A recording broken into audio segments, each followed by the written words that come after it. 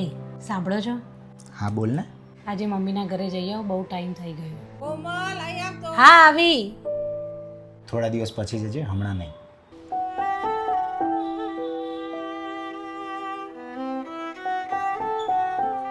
Mummy આજે હું પિયર જવાની છું. આજે ના જા, સાંજે મહેમાન આવે છે, કાલે જજે.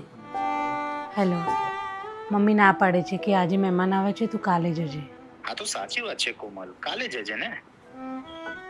મારી તબિયત સારી નથી તો ઘરનું કામ કોણ કરશે? સુનિલ, આને તારી રીતે સમજાય તો. ક્યાં જાય છે?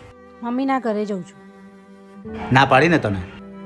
મારી પેલી માં બીમાર છે એનું શું? આ માને તો આદત છે, હું નથી ત્યારે પણ એ કામ કરી લેતા હતા. પેલી માં 3 મહિનાથી બીમાર છે. તમે ક્યારેક ફોન કર્યો કે તમારી તબિયત કેવી છે? અને એક વાત યાદ રાખજો, હું તમારા ઘરની કામવાળી નથી. હું પણ એટલી જ આશા રાખું છું કે મને બંને તરફથી સરખી રિસ્પેક્ટ મળે.